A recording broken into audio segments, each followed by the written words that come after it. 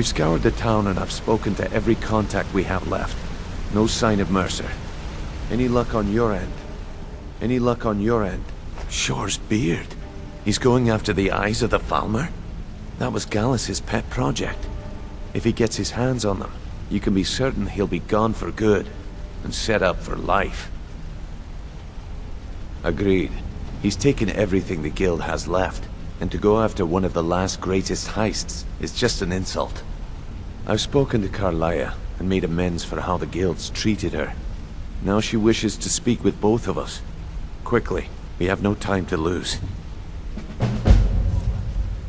Until next we meet, lad. I hope this deal goes through.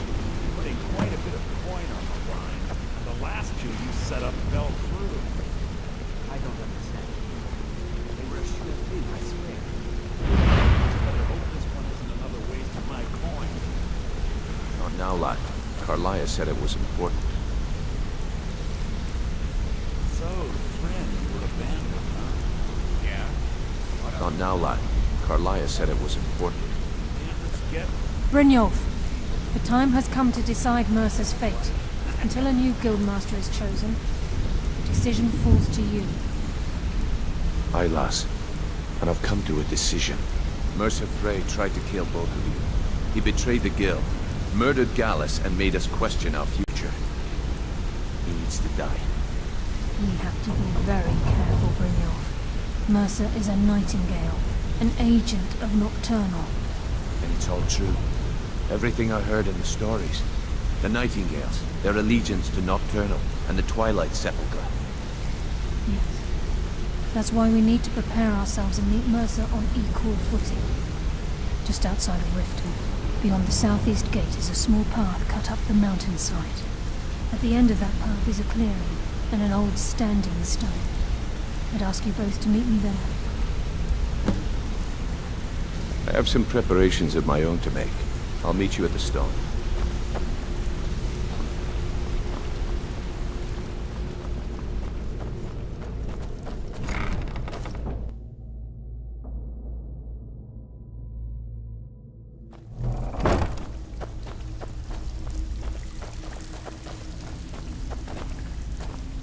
So, you're Brynjolf's new protege, eh? Don't look like much to me. Even if you're one of us, you better not make trouble.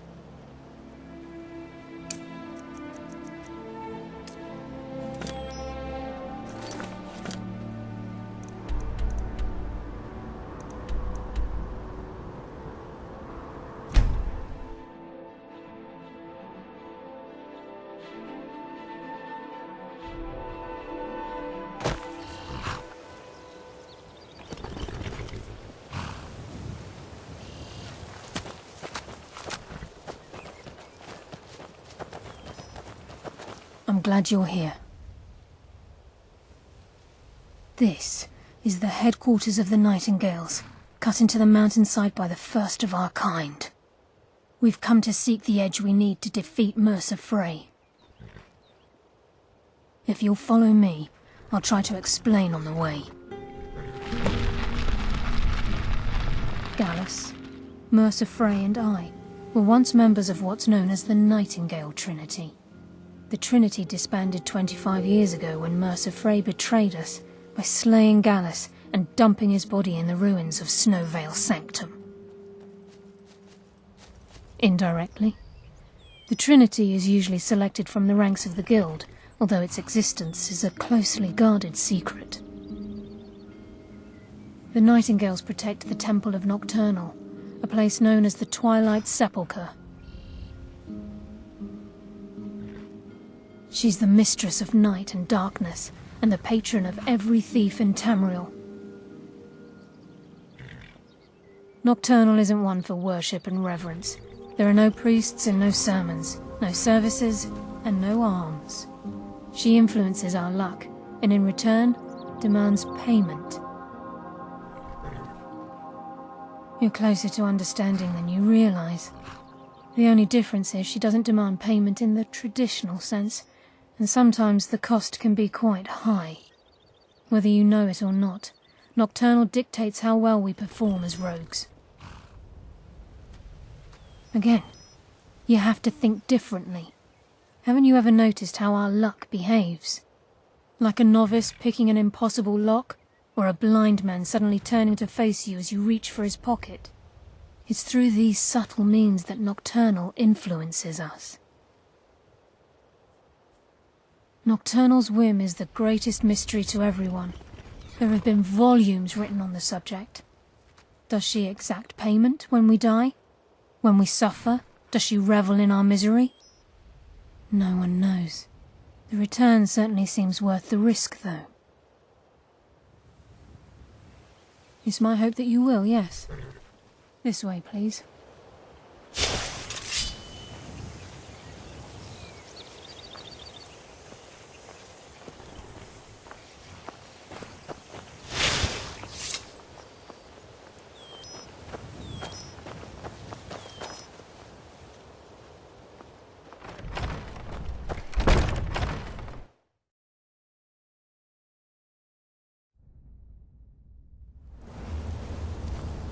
So this is Nightingale Hall.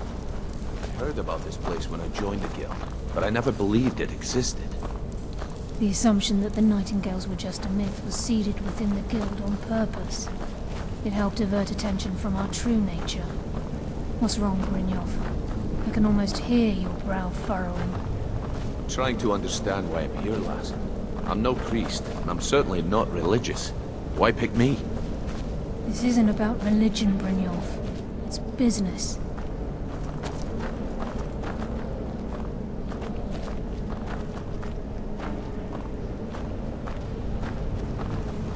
I remember Cuthbert This trying is to rob me on the Nightingale road Hall. once. When I drew You're the Grim's first Sever, of the I uninitiated think to the set poor foot man's soul inside was in over a century. Now, if you'll both proceed to the armory to don your Nightingale armor, we can begin the oath. Time's wasting, and Mercer's still out there. Let's get this show on the road.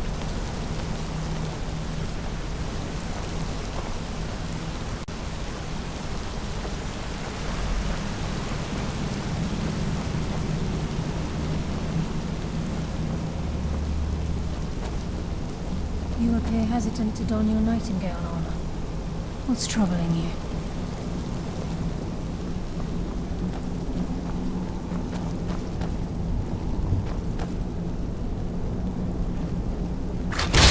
You appear hesitant to don your Nightingale armor.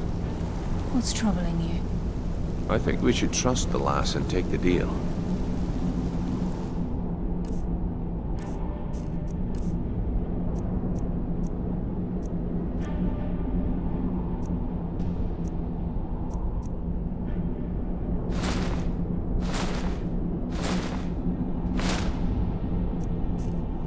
You appear ready for the oath. I think we should trust the lass and take the deal.